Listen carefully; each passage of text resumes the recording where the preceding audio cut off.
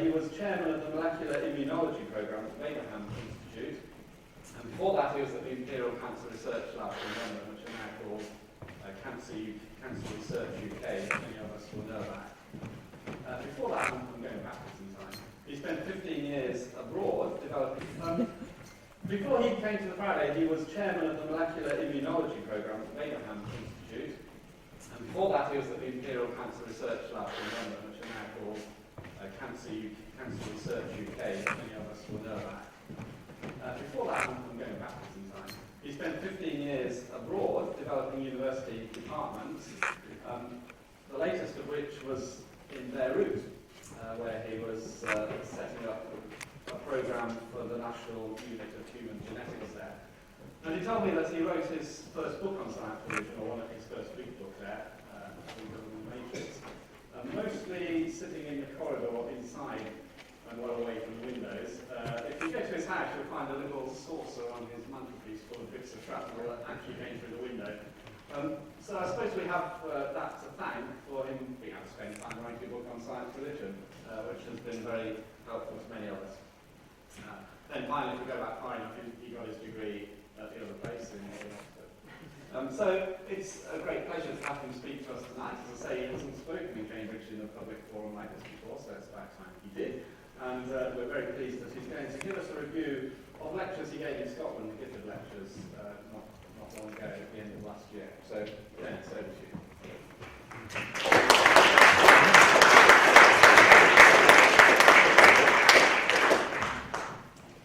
Well, thank you very much, Bob, for that introduction. And along with a few slight exaggerations, but I'm telling about those afterwards. I have to say it is slightly odd to be on the other side of the lectern after having shared many of the lectures in this series over the past, whatever it is, 13, 15 years. And I'm sure I shall survive okay this evening. Thank you for coming.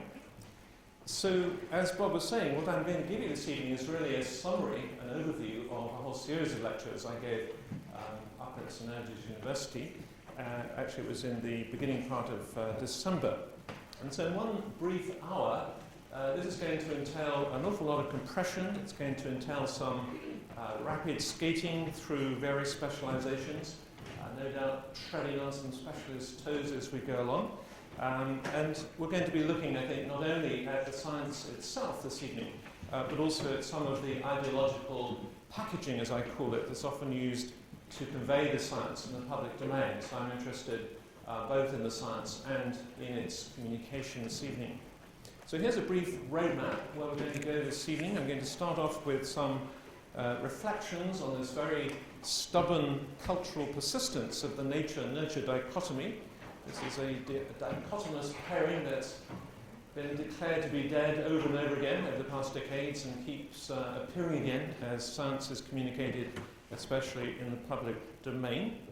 I'd then like to take a look at perhaps a newer concept of human personhood that arises out of contemporary biology. I'm going to introduce a new acronym which forsakes all kinds of dichotomous language and paints a rather different kind of picture for us.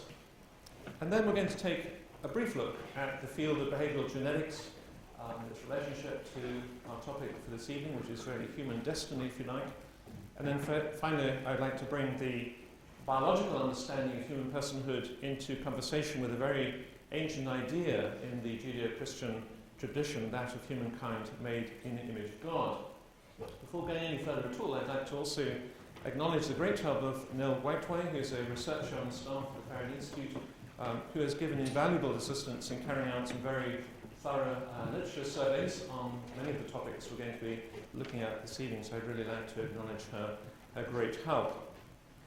I placed the word determinism in the title of our lecture this evening, and so it deserves some comment, although it'll be a brief comment. For our present purposes, I'm going to define determinism in its hard form as the thesis that given our particular genomes, our lives are not really up to us and are constrained to follow one particular future, where the word genome, of course, refers to all the sum total of information contained within the DNA of a given organism. There's also a softer form, if you like, of genetic determinism, which states that given our particular genomes, our lives are more likely to follow one particular future, which you might argue is not really determinism at all, but we'll come back to these definitions a little bit as we're going along. So my purpose really this evening is not to enter into the age-old philosophical discussion about free will, or free choice as I prefer to call it, and determinism. Instead, I'm going to be taking a rather more sort of biological approach. For me, the experience of feeling free as I make my choices is a Darwinian trait. That is a universal characteristic of the human species, as much as having a nose or two legs or whatever.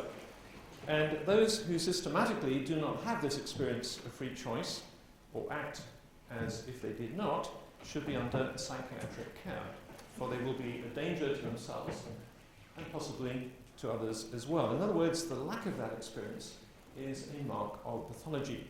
And so the question for the biologist is whether there might be biological data, in our present context specifically genetic data, that might demonstrate the illusory nature of that experience, or might render it in some way less plausible. In other words, might the linkage between certain sets of human genetic variants and certain types of human behavior be so strong that we might be led to think, in some cases at least, that our lives are not really up to us. So that's, I think, what's at stake in this discussion. So a word first about the public discourse about DNA.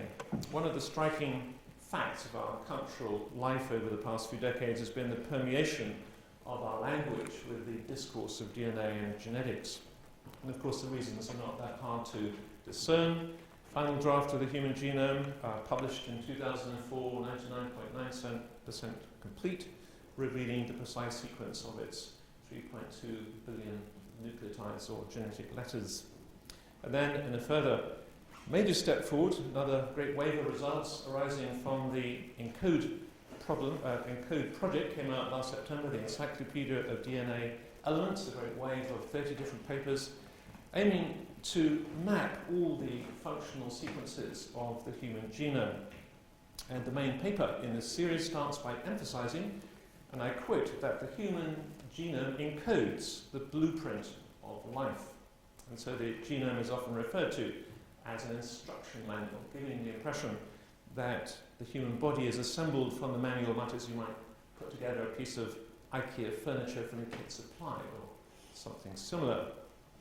And the phrase, it's in his or her DNA, or in the organization's DNA, has come into our daily language to suggest that a particular characteristic is intrinsic, probably not readily changed. Brad Pitt, whilst discussing US gun control, suggests that it's in Americans' DNA to own a gun. No comment. The cloud computing service provider Oxygen assures us that our security is in their DNA.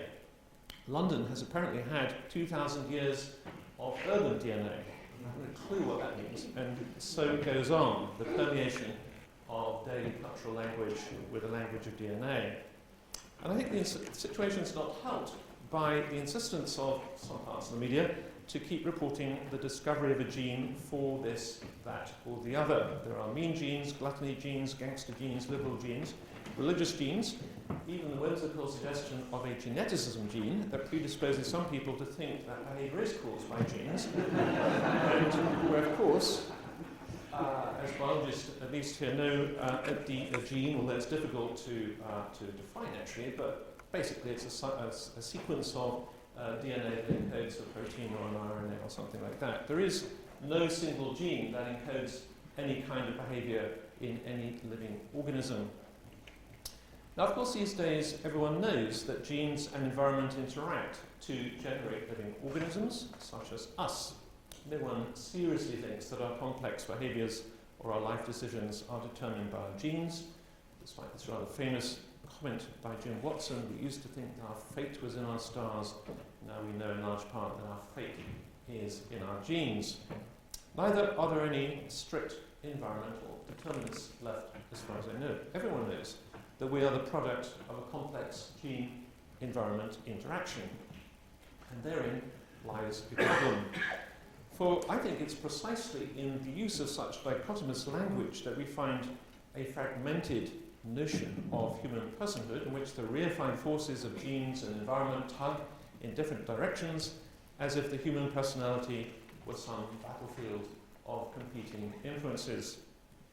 And of course, this dichotomous language, as we all know, is inherited from Francis Galton, Darwin's first cousin, who first introduced the contrasting terms nature and nurture in his book of Men of Science, The Nature and Nurture, 1874. As Galton himself pointed out, the phrase nature and nurture is a convenient jingle of words, useful because it separates under two distinct heads the innumerable elements of which personality is composed, adding that nature is far stronger than nurture within the limited range that I've been careful to assign the latter. And it's really Galton who set the parameters for the public discussion, at least right up to the present day. Search Amazon, browse the shelves of any genetic section of a local bookshop 140 years after Galton, and you'll find books with titles such as Nature and Nurture, Nature and Nurture, The Nurture of Nature, Nurture by Nature, Nurture through Nature, The Nature-Nurture Debates Bridging the Gap, Nature or Nurture, The Great Brain Debate, and even the rather worrying title, Nature versus Nurture, Why We Kill. I actually feel rather sorry for both authors and publishers faced with the challenge of finding fresh combinations. Whether it's nature and nurture, I think we somehow reach the limit of the possible combinations. Now, actually, many of these books contain much that is valid and good. My purpose here is not to be dismissive about the great gains made under this banner, but simply to point out the power of language to shape the interpretation and presentation of science in ways that are not always the most enlightening. The media will often talk about the nature versus nurture debate, as if there are two essences, one called nature and one called nurture, which somehow compete. And so the purpose of this lecture then is to move the goalposts, forsaking dichotomous language, and in its place reframing the discussion about genes and environments within a matrix that does more justice to contemporary biology and also to the rich complexity of biological organisms. And in the process, we shall see, I hope, just how important this rebuilding of the matrix is to theological questions, particularly as they relate to issues of human identity, human freedom, and human uniqueness. So in place of this dichotomous nature-nurture framework, which I'm suggesting is no longer fit for purpose, let's go for a framework that I think is more faithful to the science, focusing on how our development endows us with our particular traits. And I'm going to use a new acronym, which I'm going to call DICE. And by a happy coincidence, the acronym also happens to be a Latin word. That's DICI for classicists, or DICI for theologians, and it means to be said, or to be declared. Now, my acronym is certainly not as jingly as Galton's nature and nurture, for I do declare that it stands for a developmental, integrated, complementary interactionism. Bit of a mouthful, but my purpose here is to just simply use this acronym as a peg on which to hang these four key words that I think taken together do much to replace, subvert this traditional language of nature and nurture, innate and learned, genes and environment, or whatever dichotomous pairing you would like to use. I want to illustrate DICE by starting with a newly fertilized human egg, a zygote. So what's inherited from the parents is not naked DNA, which by itself can do nothing, but a complex system of DNA, RNA, proteins, nutrients, and so forth that together regulate future cell division and cell growth and so on. In fact, if you look at the human egg just before fertilization, it contains at least 3,000 different proteins. It contains about 7,500 different messenger RNA molecules. It contains thousands of small regulatory non-coding RNA molecules and much else besides. So by itself, DNA would be useless as a bit of software without a computer to run it on. And right from the beginning, there are two types of environment: the immediate microenvironment of the DNA within the cell, and then the macroenvironment, which includes, of course, the fallopian tubes down which the zygote soon starts traveling, plus the mother and the mother's own broader environment. And the DNA in these two types of environment are completely integrated from the moment of fertilization. And so a key part of the microenvironment of a gene is other genes. The genome operates as an integrated system, what we call epistasis. And so one key finding of the ENCODE project is that at least 20% of the genome, perhaps more, involving around 500,000 distinct DNA sequences, is involved in regulating how genes are expressed. There are only 21,000 roughly protein encoding genes in our genomes and around 16,000 RNA genes, but in turn these are regulated by hundreds of proteins called transcription factors which switch genes on and off, a vast and complex network of interactions. And so genes, people, function according to the company they keep. And in the early zygote, it's not the DNA which causes development to begin, but rather the protein transcription factors inside the zygote, inherited from the mother's egg, which regulate which genes in the DNA are switched on and off. So proteins are the players in the DNA orchestra that cause the genes to play an integrated symphony of life. We have causal networks operating in all directions. Following the implantation, the fetus is now exposed to a whole new array of influences from the macroenvironment, coming from the mother's blood circulation, of course, by the placenta, oxygen, hormones, glucose, proteins, lipids, drugs, alcohol, all become available. And over the past 2 decades, a huge literature has accumulated about so-called fetal programming, showing the environmental effects on the fetus during gestation and how they lead to long-lasting effects in later life. The fetus can taste, smell, hear certain stimuli inside the uterus in ways that affects the newborn's life following birth. Reaction to auditory information starts at around 26 weeks of gestation. Within hours of birth, neonates are able to distinguish between the mother's voice and a strange female voice, but not if its mother was depressed during pregnancy. At birth, the newborn is now bombarded with a whole new array of sight, sound, smells, touch, language, people, dogs, cats, and all the other fascinating environmental phenomena.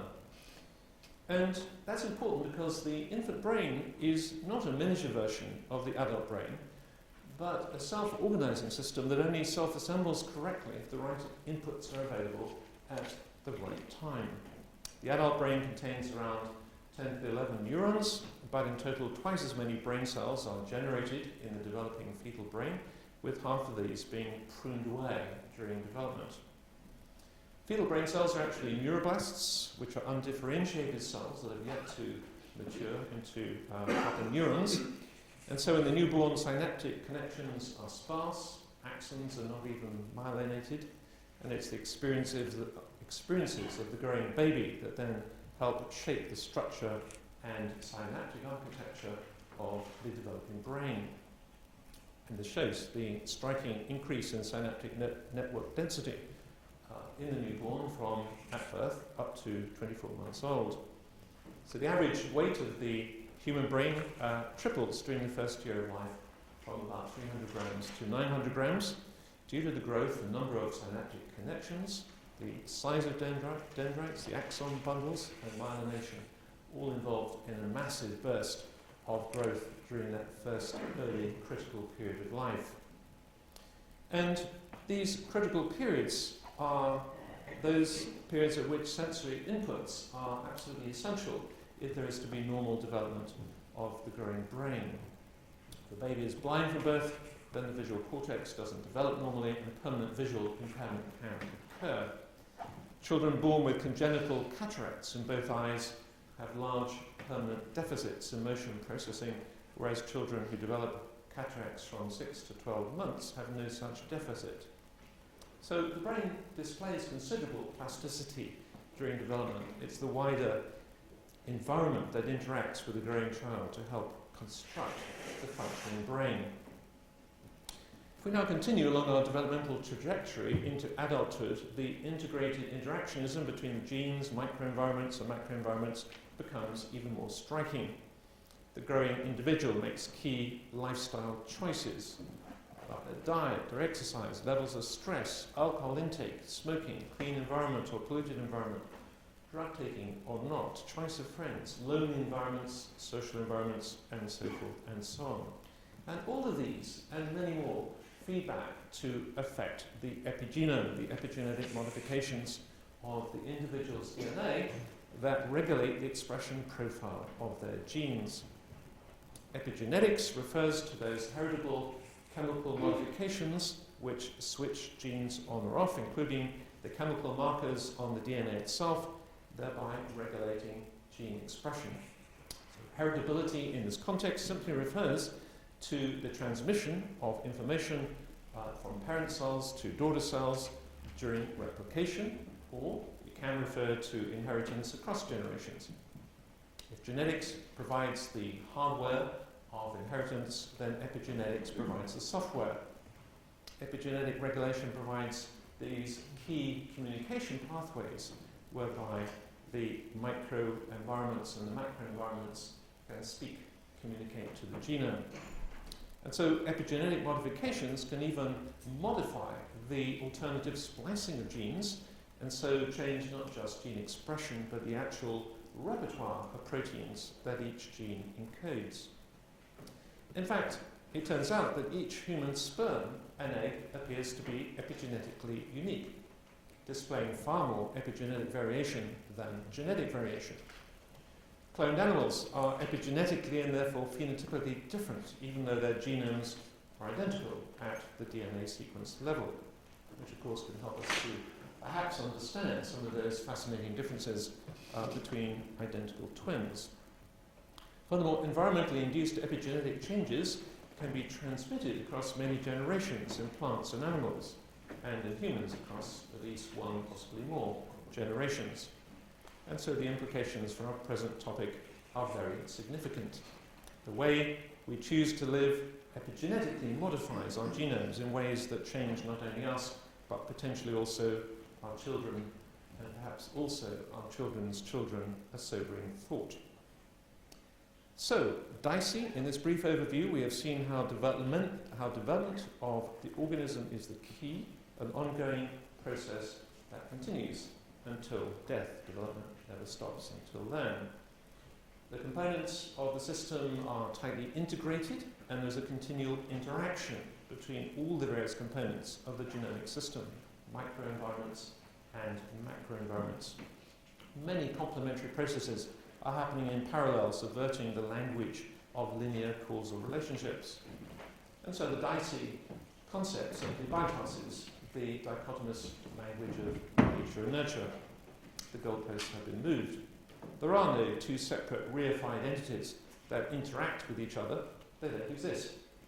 The insight of dicey, the developmental approach, is that 100% of the phenotype of any complex organism involves genetics, and 100% involves the environments. Or, putting it more simply, it ain't just genetics. I met this gentleman when I was walking in Peterport in Guernsey, can you believe it, just last week. He kindly gave his permission for this picture to be taken, and I'm very happy to present it to you this evening. It's a summary of where we got to so far. Now, also thinking about the development of a highly complex system like the human is, for all of us, I think, quite a challenging exercise. I hope you'll forgive me at this juncture if we look briefly at the development of a slightly less complex system, the Black Forest chocolate cake. Now, most of the cake is flour, more than 50%. This is a real recipe, by the way. So, no flour, no cake. Less than 1% is baking powder, no baking powder, no cake. About 8% is chocolate powder, no powder, certainly no chocolate cake. No correct oven heat, well, no Black Forest cake anyway. And so the cake is the product of a highly complex developmental process in which the proportions of the recipe are indeed critical to the eventual outcome, but it would be odd and indeed impossible to try and assign proportionality to the original components in the finished product. By that stage, for example, the baking powder no longer exists and the initial components have been chemically transformed. The cake as a whole has emergent properties which are non-reducible to its initial components. Which brings us to the important C word in dicey, complementarity. There are dozens of different complementary interactionist narratives going on during the process of development. Proteins and genes, transplicing and messenger RNA, cells and organ cells and hormones, sensory inputs and neuronal development, synapses and memory, choices and epigenetic changes, and so forth and so on. And these are all necessary and important ongoing stories in weaving together the complexity of the human individual. There are many narratives to be told, and different disciplines specialize in telling their particular narrative. It's also good to remember that the notion of causality becomes quite problematic when considering these kinds of complex systems. The philosopher, the late J.L. Mackie, spoke of causes as insufficient but necessary parts of unnecessary but sufficient conditions. Now, to unpackage that tongue-twisting definition a little, we can ask a simpler question as to whether human personalities would be as different as they are without the variant genomes that different individuals possess. I would want to say, certainly not. Those variant genomes play a critical role. They are a necessary part of the story. But equally, I think it would be mistaken to assert that a particular variant genome causes a particular personality. In reality, there are many tributaries of the river of life flowing together to cause the emergence of the unique human individual, and the variant genome is but one tributary. Human life starts with the inheritance of a complex system, and it is with the dynamic characteristics of that ongoing complex system that human identity is to be found. Now, given the power of developmental biology to paint a picture of human identity for us that renders the language of nature and nurture outdated, we might well ask why such dichotomous pairings retain their attraction in public discourse. One reason we've already noted is, of course, the many books and articles with these sorts of titles pouring out, and the way in which genetic discoveries are often framed within this traditional matrix, if you like. I think there is much more to it than that. And a powerful contributor, I think, to the maintenance of dichotomous thinking comes from the world of behavioral genetics and its very distinctive definition of the word heritability. Each human individual, picked randomly from anywhere in the world, varies between each other in around 0.5 to 1% of their genomes. A lot more, actually, even a few years ago. New mutations are constantly being contributed to the human gene pool. It's recently been estimated, based on whole genome sequencing, that a newborn contains, on average, 60 new mutations not found in its parents. Again, much higher than we had thought. Much of that genetic variation between individuals, of course, makes no difference at all because it's in non-coding, non-regulatory regions of the genome. But then some does make a difference. And so the aim of behavioral genetics is to try and find out what kind of a difference that might be. This can only be attempted by studying variation within a particular population, in humans at least, using twin and adoption studies. I'm only going to mention this field very briefly, and so I'm not really going to do it justice, but it's important to realise, I think, how this field, I think, keeps alive the idea of a nature-nurture dichotomy. And it's also very important to understand its technical redefinition of the word heritability. Quantitative behavioral genetics seeks to separate out the influence of genes, shared environment and non-shared environment, on variation in a particular trait. The meaning of trait in this context refers to anything that varies between individuals and that you can measure. It has to be in a particular population that you carry out your measurements. So you could be measuring IQ or personality, sexual orientation, religiosity, the number of hours that kids every week spend watching television, anything that you can measure, you can label, if you like, in this field as a trait. And so what a heritability study does is to calculate the proportion of the total inter-individual variance amongst identical twins or non-identical twins that's associated with either the genes or with these two types of environment. So the three types of variance have to add up to 1. And so the heritability is defined as the proportion of the variance in the trait in a specified population that can be ascribed to genetic variation. And that means you can write heritability as a percentage, which is often misinterpreted as if it referred to the proportion of the inheritance of a trait, when all it represents is the percentage of the total variance in a particular population, which is something quite different. Now, there are plenty of complications and assumptions involved in the methodologies that are used, but in our present context, I just want to make 2 points. The first is this fact that the word heritability has gained an extra meaning during the last few decades. In addition to being used as a synonym for inheritance, it now also has its newer technical meaning as used in population genetics, the proportion of variation of a trait in a population that can be attributed to genetic variation. And that's something, of course, which is quite different. And often, unfortunately, the word often elides from one meaning to another, even within the same text, even, I'm afraid, in text written by scientists on occasion. So the impression is given that a particular trait in a particular individual is actually caused 50% by their genes, for example, and 50% by the environment, which is not what heritability is about at all. Let me illustrate this point by a simple example, one that I borrowed from Patrick Bateson in Cambridge. First, we notice that nearly all people have 2 legs. When they only have 1 leg, it's not always, but nearly always due to an accident, in other words, due to the environment. So, the variation in legginess in the population is 100% environmental and 0% heritable. That sounds a bit odd, because everyone knows that you need genes in order to have legs. It is just that in practice, the genomic system responsible for leg building during development nearly always encounters, thankfully, the same environmental context, and so the system invariably builds 2 legs.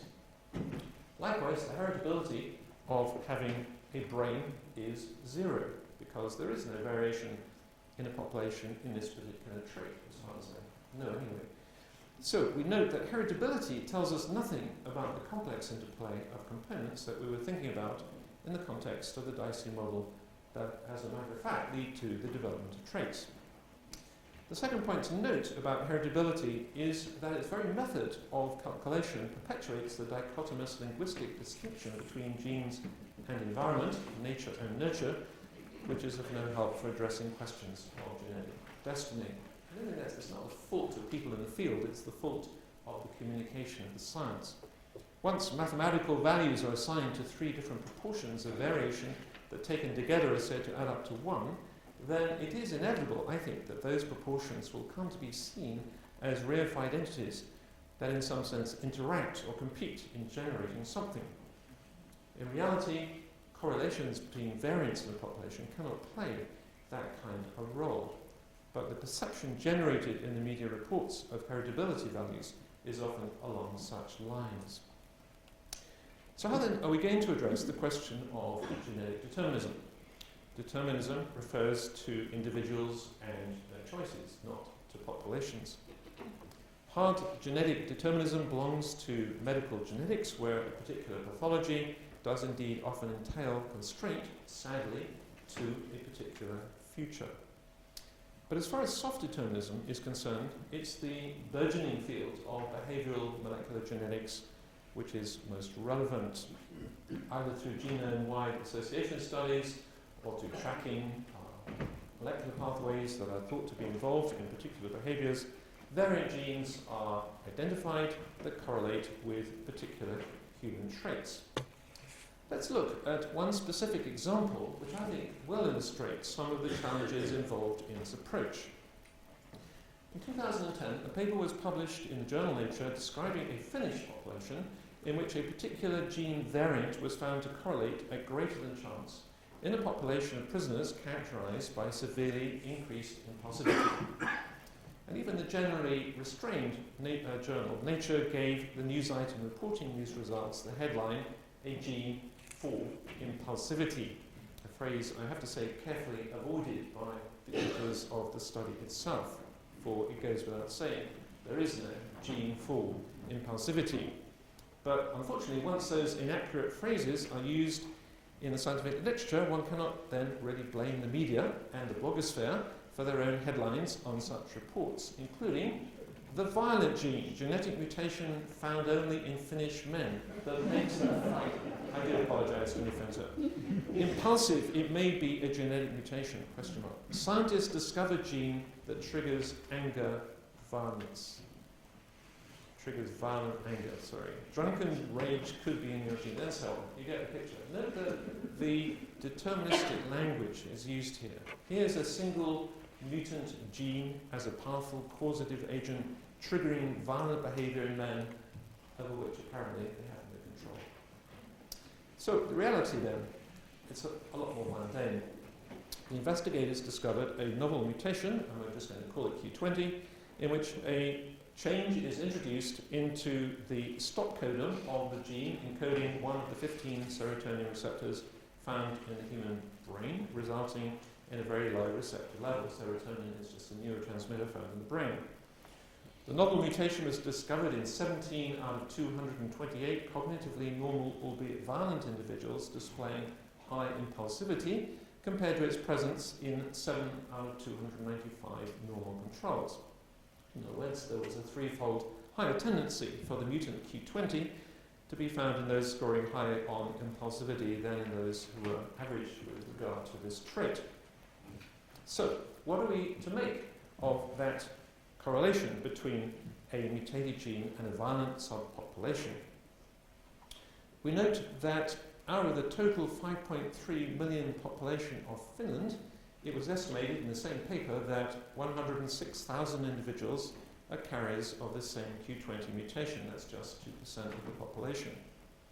The number of Finns, very peace-loving nation by the way, is currently around 3,500 in prison. Okay, so clearly the vast majority of people with a Q20 mutation are not violent enough to go to prison anyway. And second, it should be noted that each individual worldwide varies, in any case, in around 1 out of 1,000 of their DNA nucleotides or genetic letters, making a total of around 3 million per person, or otherwise as they're generally called in the trade, single nucleotide polymorphisms, or SNPs. And so it's quite possible that these 17 violent offenders in the study also share hundreds of other SNPs in common besides the Q20 mutation, which also identify them as a particular cohort. But none of these SNPs, not even Q20, are necessarily anything to do with impulsivity. Correlation, as we all know, does not necessarily entail causation. And so the conclusion of this study, I think, that it is of interest that the Q20 mutation in the serotonin receptor gene correlates with a small population displaying high impulsivity associated with criminality. But the vast majority of carriers of this mutation are non-violent, law-abiding citizens, and so the study, despite the media headlines, really provides no justification for any kind of belief in genetic determinism, not even in the soft genetic determinism that suggests that given our particular genomes, our lives are influenced to follow one particular future. Nevertheless, it's entirely plausible that there are cohorts of gene variants, dozens, most likely hundreds, which correlate with individuals with a tendency to be impulsive and which thereby contribute to the rich diversity of the human population. Now, what would happen if there was a gene associated with, let's say, a 25-fold higher relative risk of being a criminal? Could we then talk about a gene causing criminality? Well, as it happens, that 25-fold risk gene exists, and it's called STRIVE. So out of 131 countries worldwide, an average of 96% of the prisoners are male. The gene that identifies this population is the STRIVE gene found on the Y chromosome. And so universal is the higher relative risk of criminality if you have a STRIVE gene that we can safely say that no other genetic variation yet to be found will increase the average risk by that much. And yet we still hold nearly all males responsible for their criminal actions. We put them in jail as soon as they're convicted. Furthermore, we note that most people who possess a Y chromosome, I'm happy to report, go through life without committing a crime. And so the STRIVE gene does not cause criminality, although clearly we cannot go to the opposite extreme and say that the possession of the strike gene has nothing to do with human behaviour at all. It's a bit more complex.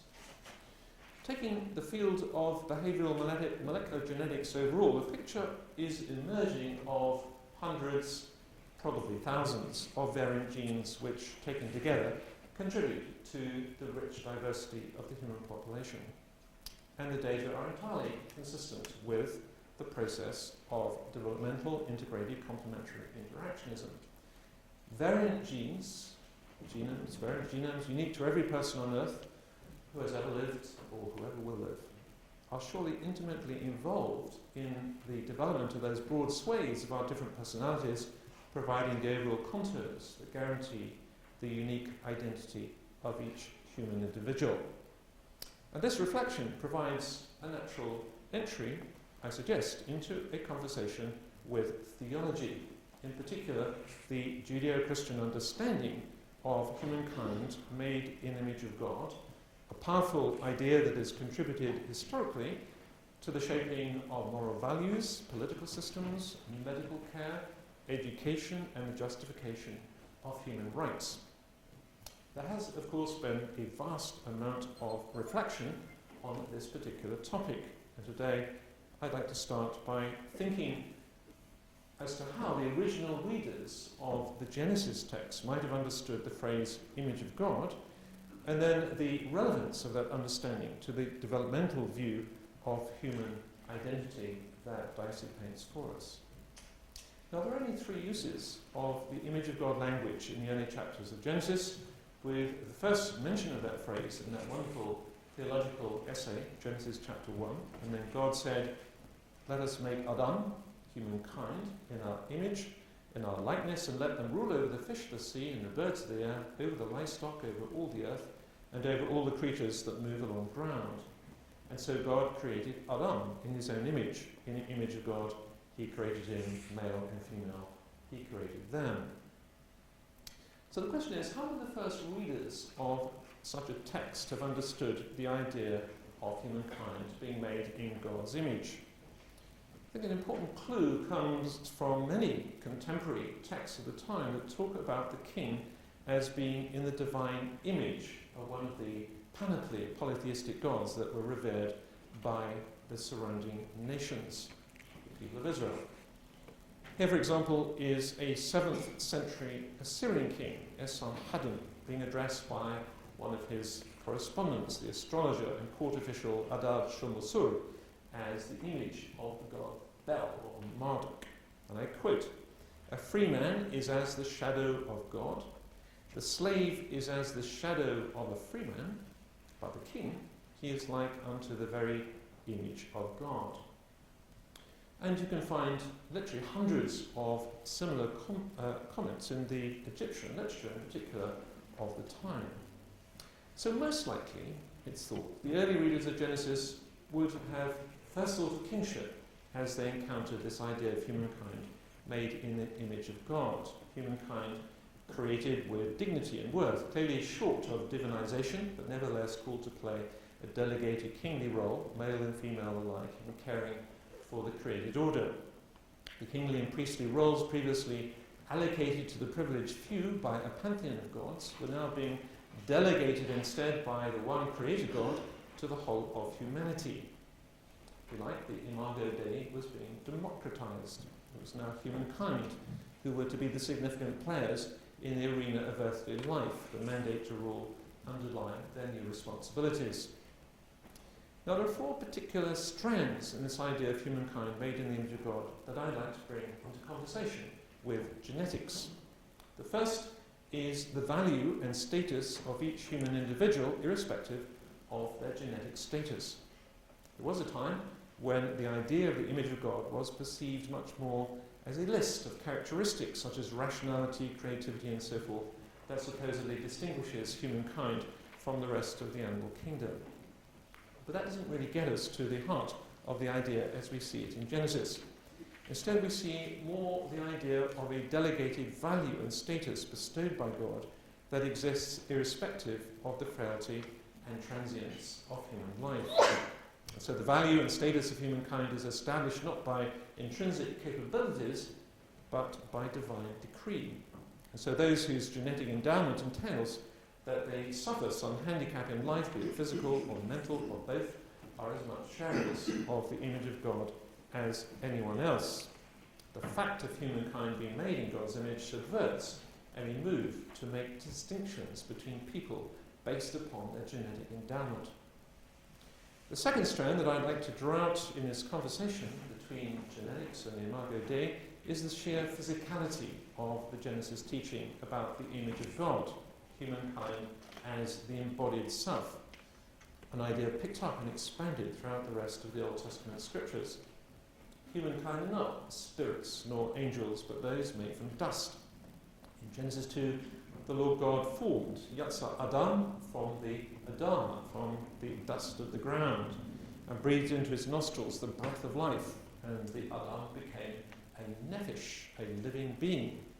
The Adam became an animated, enervated body. And in the Old Testament, we find a unitary idea of personhood, albeit displaying different aspects, where the words soul and spirit, for example, are often used interchangeably, highlighting this unity in diversity of the human personality.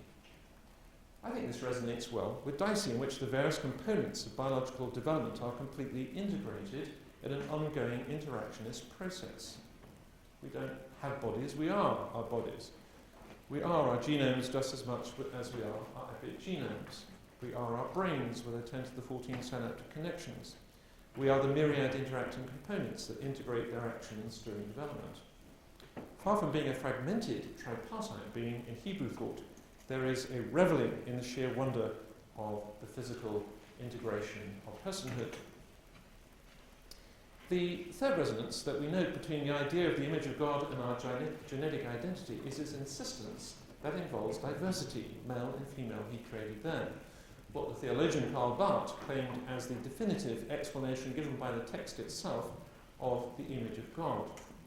In Barth's view, God's image in man is the reciprocal relationship of human being with human being. The image describes the I-thou relationship between person and person and between the person and God. Now, maybe Barth somewhat overstated the case, but I think there's an important truth here. The image is not a static status quo, a list of fixed human characteristics, but a dynamic, ongoing developmental process carried out in relationship, less like a mirror, perhaps more like a prism in which God delegates responsibilities through the human social community in which male and female collaborate. And this theological account coheres well, I would suggest, with the biological story that Dicey provides, a story that focuses on the development of diversity and that guarantees the uniqueness of every human being who has ever lived or whoever will live on this planet. It's not that cloned human beings could not have fruitful relationships with each other, but I-thou relationships would certainly be challenging, most likely impossible in a large cloned population. In reality, the genetic diversity that exists between individuals is far greater than we'd imagined even a few years ago. Far from being seen as a threat, my suggestion is that within the matrix guaranteeing human value and dignity that the Imago Dei provides, we're then free to celebrate this diversity and the immense variation in expressions of personhood in community to which it contributes. The fourth point that we notice in the idea of the image of God is its entailment of moral responsibilities and duties placed upon humankind, implying genuine choice. That might seem rather obvious to us now, but the very suggestion posed a profound threat to the reigning Mesopotamian ideology in its original context. In such ancient mimetic societies, the socio-political order was seen as a microcosm of the larger world of the gods. Any deviation from the original divine pattern was seen as regression, and so was to be resisted, of particular relevance to the mass of the population who had fixed social roles. Free choice didn't come into it. By contrast, in Genesis, the delegated responsibility of subduing and caring for the earth was given to the whole of humankind. And furthermore, a clear choice was presented. The command is given in Genesis 2 not to eat of the tree of the knowledge of good and evil. The command is disobeyed, human autonomy seems much more alluring. There are terrible consequences, separation from the tree of life. And so the assumption of genuine human responsibility is inescapable. Now, what possible significance can this ancient narrative have for a contemporary discussion about genes and determinism? Perhaps more than we might imagine. Talk to geneticists, and of course they will disavow any kind of strict genetic determinism. But the kind of language, as we were thinking earlier, used as the results are conveyed does sometimes suggest that the genetic story is the only one that is really running the show. Listen to this language in a news feature coming out only just a few months ago, again in Nature, entitled "The Anatomy of Politics, From Genes to Hormone Levels. Biology may help to shape political behaviour." The author writes that, and I quote, "An increasing number of studies suggest that biology can exert a significant influence on political beliefs and behaviours, reporting that genes could exert a pull on attitudes concerning topics such as abortion, immigration, the death penalty, and pacifism." Close quote. John Hibbing, a political scientist at the University of Nebraska-Lincoln, is quoted in the same article as saying, and I quote, that it is difficult to change someone's mind about political issues because their reactions are rooted in their physiology. Well, close quote. Note the dualist language involved and its assumption of determinism. Genes and physiology are seen as something different from us and our mind, and they seem to be controlling us, so we can't even change our mind.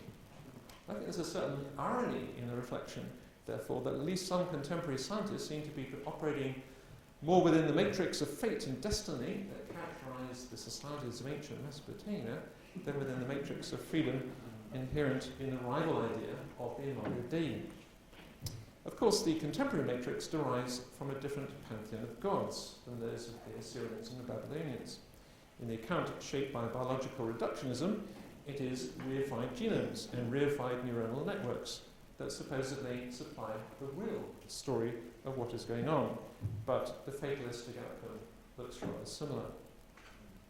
But we have seen this evening, I hope, that there is nothing in contemporary genetics, barring rare but tragic cases of medical genetic pathologies, that in any way subverts personal human moral responsibility.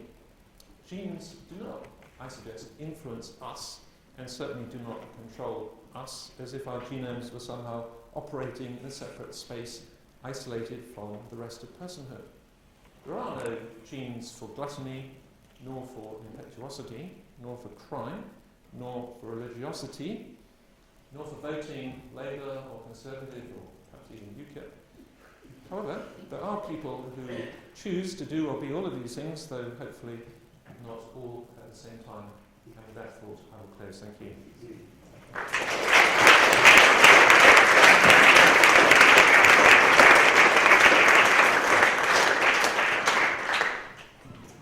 Well, thank you, Dennis. That leaves plenty of time for questions or comments, if you would like to make those. So, can I... Sorry, can you switch it off? Sorry. Anybody with a question or a comment? There is a microphone, so please use that. Bob, you need to switch off. While the mic's coming, that's a shameless plug for a few books. There's a bookstore there. Okay. Yeah, thank you very much for a very interesting discussion. I have a question about what the significance of this dicey way of understanding this nature-nurture thing in terms of the possible status of the immortality of the soul. What this has to say, because your reading of the image, made in the image of God, is crucial. This point about embodiment. So, what does this do for theological notions of immortality of soul? Thank you very much. Well, I think it resonates very well with the central idea that we find certainly in the New Testament, which focuses not so much on the immortality of the soul as on the resurrection of the body. And so, of course, we don't see much of that in the Old Testament, maybe just some hints. But clearly, I think the focus in traditional Christian theology is when we talk about the immortality of the soul in the New Testament, it's actually in the context of the resurrection of the body. And so, of course, through a very long history of Greek influence on Christian theological thought, there has been a temptation, I suppose, to to make a kind of bipartite kind of body and soul kind of understanding of human personhood. But I think especially as we go back in Hebrew thought, that would counteract that. It's a little more ambiguous maybe in the New Testament, but my own view would be that actually the idea of the soul, the body and so on are all integrated in the resurrection of the body as a central idea in New Testament theology. So thank you for asking that.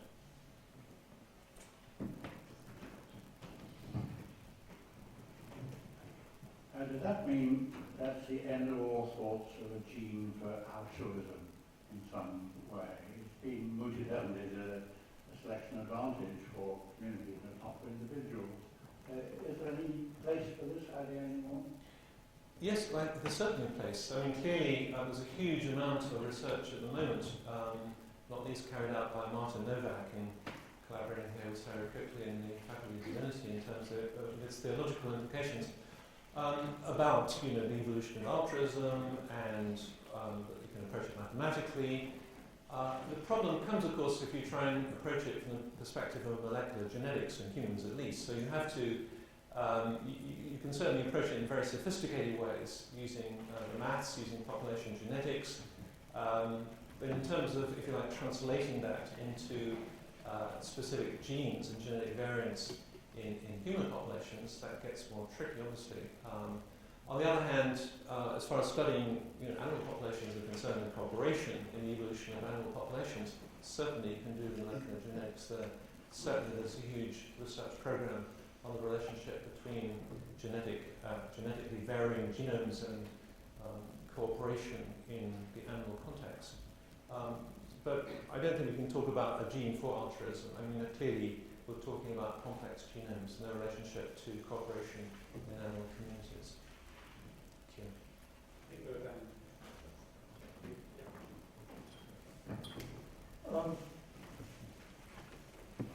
While you were talking, it seemed to me that one way of putting part of your point would be that the whole DNA causation thing gets the area of causality exactly wrong, that somebody ought to write a book, in fact, called The Extended Phenotype, about how the body reaches into the genome and makes it do things rather than the other way around. Is that fair? Yeah, I think it's a fair comment. I mean, causality, philosophers write books and books about causality in all kinds of spheres, Causality in biology is really, there's a huge literature on it, as you know. Jim Woodward, I guess, is a book which is about causality in biology, which is probably quite widely, highly thought of. Paul Griffiths from the University of Sydney has some very good writings. By the way, there's a recent book called Biology and Philosophy, put out by Cambridge University Press. I can do a plug for that. Written by Griffiths and Stotts, I think is the second one.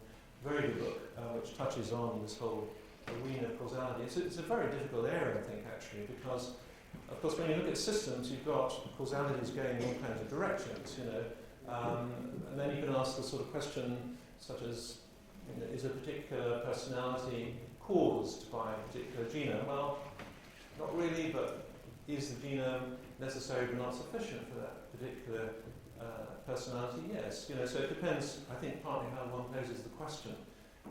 But I think any kind of linear causality type of sequences that you might have had several decades ago coming, here's the genome, and it's a sort of program, and that, kind of, it's like a recipe, and then you have the product, I think that's gone. I mean, I think that's what needs to go, really. Because the whole picture is a much more complicated picture, and so we've got arrows of causality going in all directions. Systems biology is where it ends up. I'm a little puzzled by how you can be so definitive in saying that there is not a genetic property, for example, what other behavioral traits. The association that I have is the kind of SNP analysis that you referred to earlier, let's say looking at type 1 diabetes. And there's a whole slew, perhaps several hundred, if not thousands, of different mutations that predispose one to diabetes. And of course, the challenge for those of us who are interested in a particular disease phenotype, it's trying to pick that apart and see how those different SNPs interact with one another to cause the phenotype. But I don't see why that couldn't equally apply to behavior. I mean, since we know that there are all sorts of serotonin being one example, another sort of transmissible, neurotransmissible factors, etc., that do determine behavior.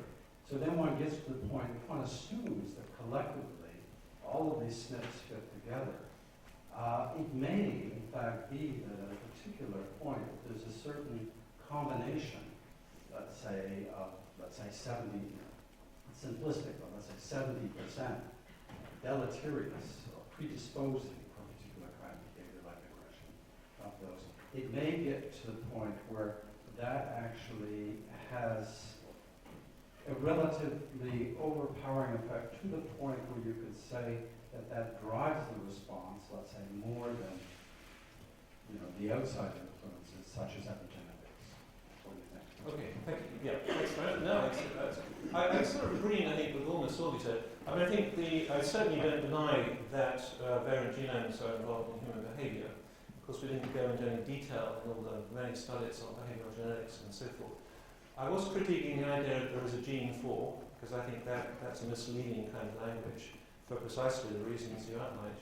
That there are hundreds of genetic variants which are surely involved in different human personalities, which can surely include aggression. We didn't go into, for example, there's a famous Dutch family where there's a particular monoamine oxidase variant, which is correlating with aggression through 3 generations of those individuals in the family, providing that as adolescents they've been exposed to various challenges or bad experiences and so on. So there's a huge issue about that. I'm not really critiquing the whole idea of variant genomes and all those hundreds of variant genes being involved in human behavior. The only word that I would disagree with you was the word determine. So clearly there can be predispositions.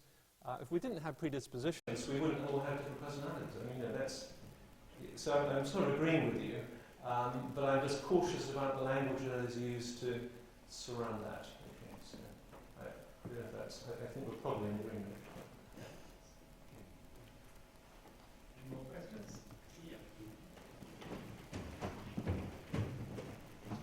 Yeah. It seems to me that one issue about looking at what is associated with various biological traits is, behavioral traits rather, is how you define and how you measure those traits.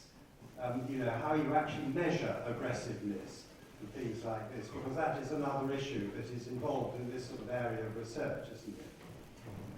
No, I think it's a very good point actually, and I think I'm supposed to be repeating the questions, I just remembered. So the question was, when we're talking about traits in behavioral genetics, for example, isn't that really quite hard to give a sort of hard and fast kind of word that defines a very clear population? I think that is a real problem actually, and I think there's a great danger in sort of reifying complex human behaviors. On the other hand, psychologists and sociologists are doing that all the time. That's their job, that's what they do. But one can only just say it's a bit tricky because you're sort of implying something like aggression is an incredibly broad trait, isn't it? So you might say, well, people are aggressive when they're driving, but at home they're actually very pacifist and kind of calm and sweet people to have around. So it depends on context, therefore, doesn't it? It depends on. That's why perhaps the prison population is of particular interest. At least those are violent offenders, people who've carried out aggressive acts against other people. But I would agree with you, but yes, I would talk to the psychologists and people like that. Reification of traits. Big problem.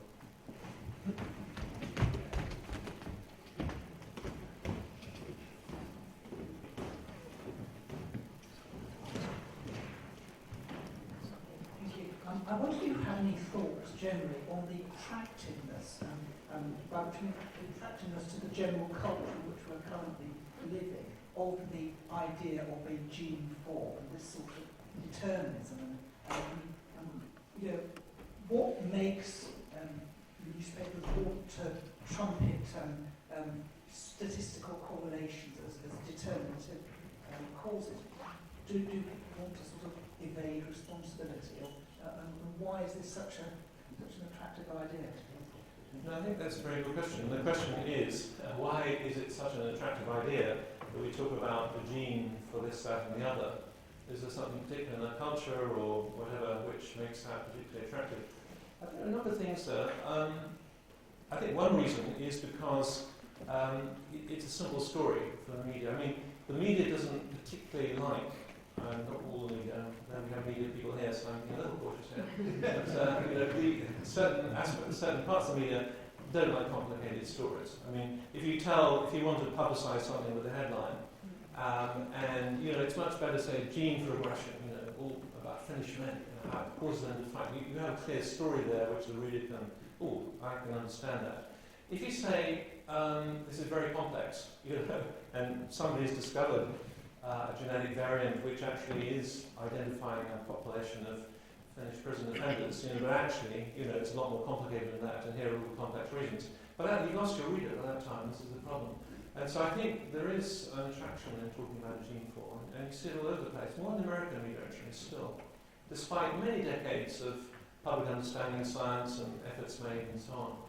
And sometimes, as I've illustrated, the scientific literature doesn't help.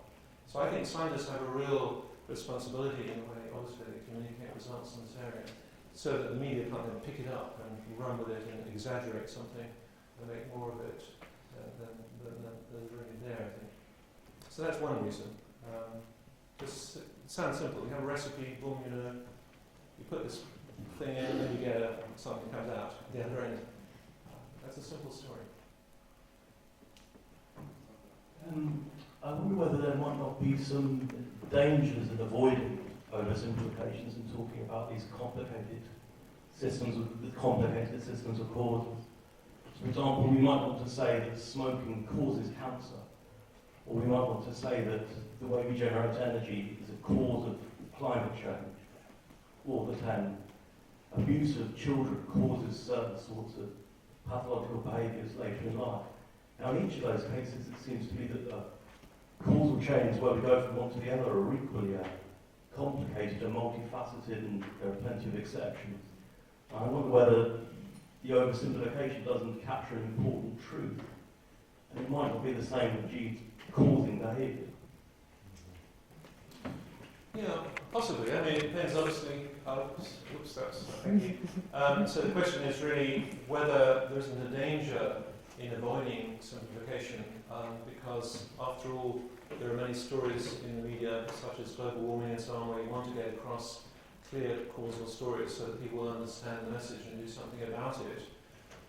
I guess that is particularly important, isn't it, where there are areas such as, let's take global warming, where you want people to take action, so you want that message to come across very clearly.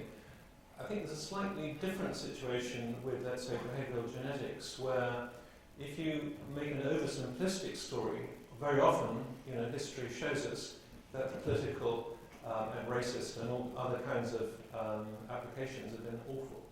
So I think we have a history to make us wary of making very simple stories in genetics, or maybe we just have to spend more time in unwrapping the story in order to avoid the very quick applications in the area of education. IQ, the history of IQ and its relationship to the 11 plus in this country, very close connection there, and you could go on and on. So I think there are plenty of stories from history that will make me very wary of making a simple story. But I don't agree with you. In another context, you need more political slogans, you want people to take action. But it doesn't seem to me there's an area where we're looking for people, to take action. In fact, somewhat the opposite, actually, because it can so easily be used to create differences between humans at a very time when we don't really want that. Smoking causes cancer, so rather good. That's a good one. Yes. Yeah. I mean, it doesn't do any harm to people to give up the fags, does it? But it can make a lot of harm if you say that the gene causes aggression without actually thinking about the implications political. That'll be in Parliament next week. In other words, people are going to use that rhetoric for political purposes. And I think that's where we have to be very careful. It's a different kind of a thing.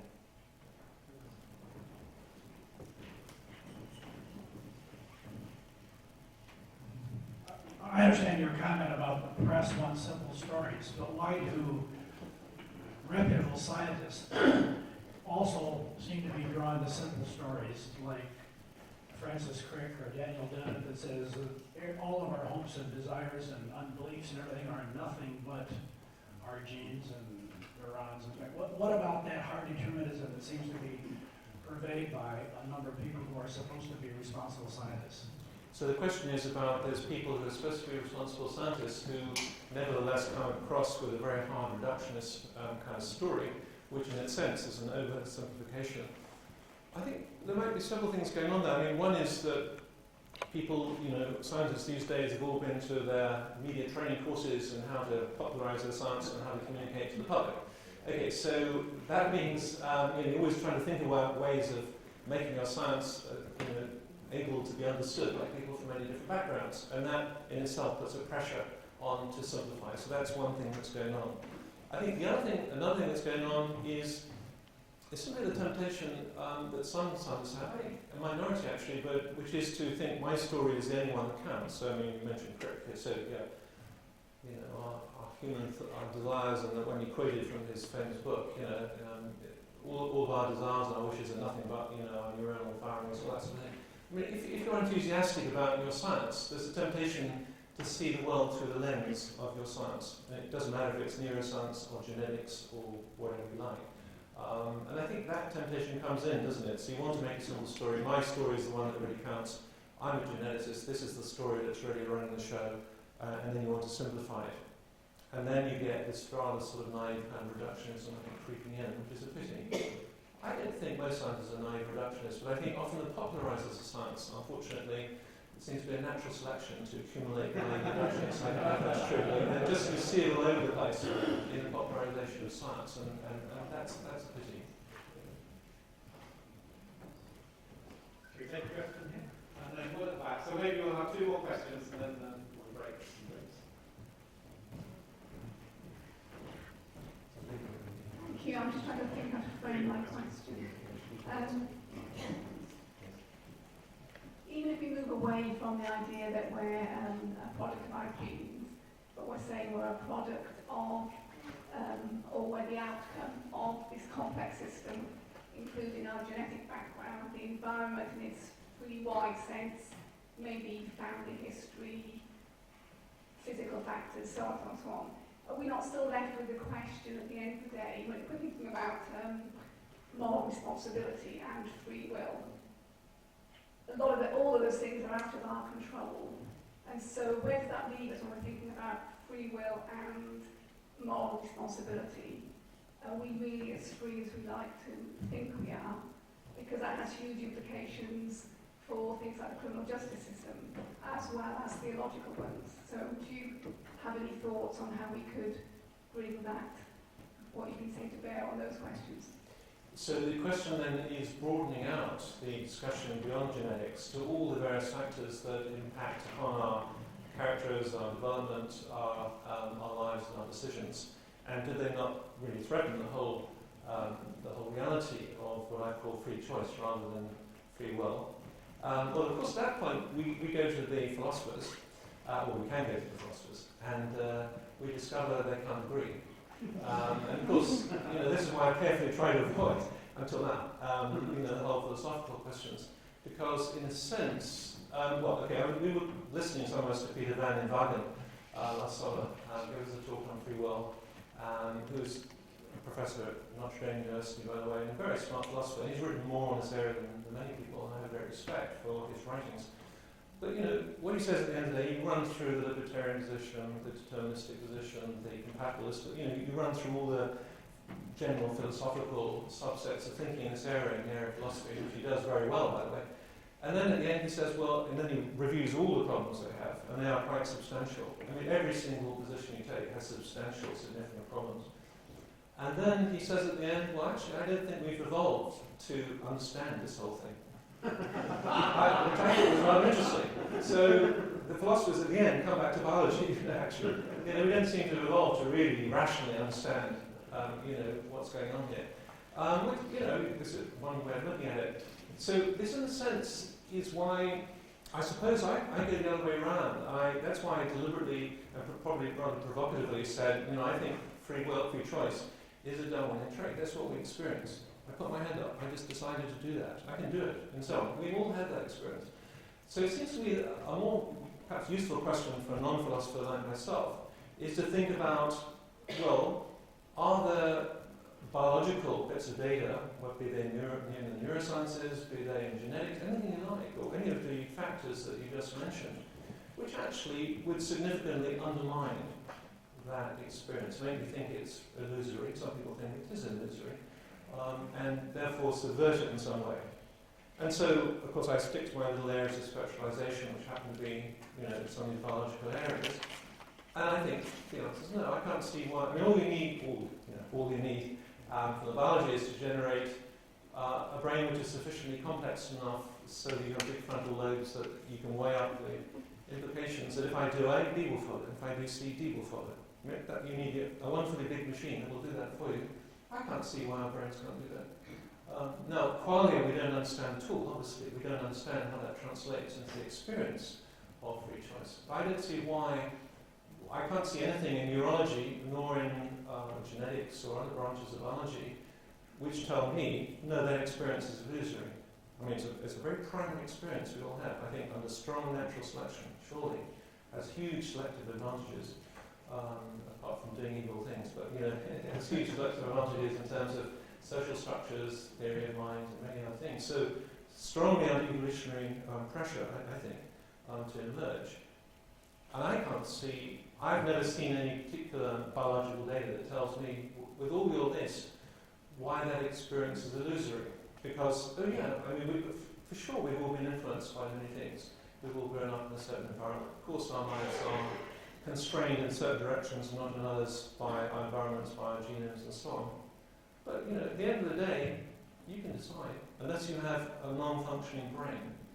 You see, for me, free choice, and it's necessity. What's necessary for free choice is to have a properly functioning, biologically good brain. That's what's really important. So when people talk about, the determinism of the brain, I say, I'm so glad. What I don't want is Heisenberg's uncertainty principle operating in my brain. That would be very worrying. Then I would definitely not have free choice. That's the most subversive thing to free choice. It's all right at some level. Yeah, okay. I've just put that into.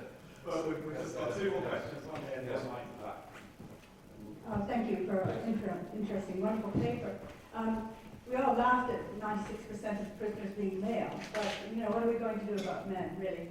And if 96% of our people in prison were red-headed around the world, there would be a correlation drawn. And although there's so many factors, we all know them, might you expect, as culture changes, we have very different relationships between the sexes in different societies these days, that if not a reduced amount of aggression amongst men, then epigenetically a greater amount of punitive or punishable aggression to be found amongst women. So as the society changes, that allows women to become more aggressive to make up to the aggression levels of male. Right, okay, so the question then is about the social structure of male-female relationships in countries around the world, and whether the particular changing societies in which certain females live might then be an environmental influence, as it were, upon females becoming more aggressive. I think, have I got that question right? I think so. Yes.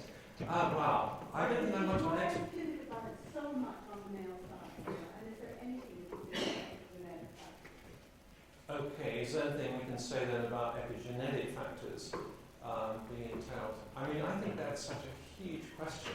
I'm just tempted, Jen, to move on. I mean, I just think that is it's such a hot potato. And also, I don't feel I know enough about the quantitative sociology of behaviours of males and females sufficient in different societies to really do that justice. Do you mind if I back off that one? Then we can, because I just think it's not my area of expertise, and I fear I might get it badly wrong, actually. Okay, an easy one to finish on. Right, okay. Thank you very much for your talk. I'm interested in the framing of genetics, and it seems that the genetics is based on paradigm of difference. And I'm interested to ask you, and also a tendency to seek out the deleterious differences, and that's particularly so in medicine, with a seeking of an understanding of those in terms of preventing those outcomes. However, I'm interested in knowing whether your paradigm, the DICI, I can't pronounce it properly, paradigm will alter that in any way, because aren't we fundamentally more physiologically similar than different? Okay, so if I got the question right, so the question is whether the paradigm I've been speaking about this evening, sort of DICI paradigm, is it going to undermine what? Can you just with what there? The paradigm of difference that much of genetics appears to be based on, and so this deterministic notion is associated with deleterious differences. Will Right. the paradigm, the DICI paradigm, in any way shift our framework? Will it shift the framework? I think the question is more about how will the DICI paradigm sort of shift our framework and thinking also about not just differences between people but also medical pathologies and that kind of thing. I think I may have not got the question fully right, but well, I don't think in medicine you see the point about genetics, we haven't really touched of course on medical genetics. I mean the point about something, a gene being sufficiently deleterious that it causes a disease, so we can use causality because there, as in any complex system, if you take a component which doesn't function properly, it's perfectly correct, of course, to refer to it in terms of causality.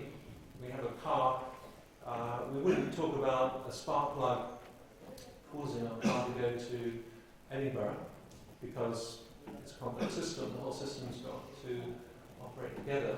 If the spark plug is dirty, so the engine doesn't start, we're quite justified in talking about our dirty spark plug or whatever preventing us from going to Edinburgh and so on. So in other words, the language of causality becomes quite different once you have a component in a functioning system that isn't functioning normally. And that's why, of course, in medical genetics, the language again changes. Now, of course, it doesn't change the reality of the development of that disease. May also definitely will require the DICI paradigm, and all the medical genetics is about the DICI paradigm, of course. And so, but I don't think necessarily a sort of DICI paradigm is going to me it would be a description of medical genetics done properly. But with certain providers, providing one remembers that unlike behavioural genetics, where you're looking at slight variations about a mean, let's say in certain traits, that's what behavioural genetics is sort of looking at a lot of the time. That's very different in medical genetics, where you're looking at rather striking effects of a single component of the system, in many cases, not operating properly, and then all the consequences of that. I don't know if that response is helpful. Thank you. Well, thank you very much, Dennis. These questions could go on a long time, but we're going to pause now. There's a reception with some drinks and some of these books and others in the room at the back. And I'm sure Dennis will be there and happy to chat informally further with people.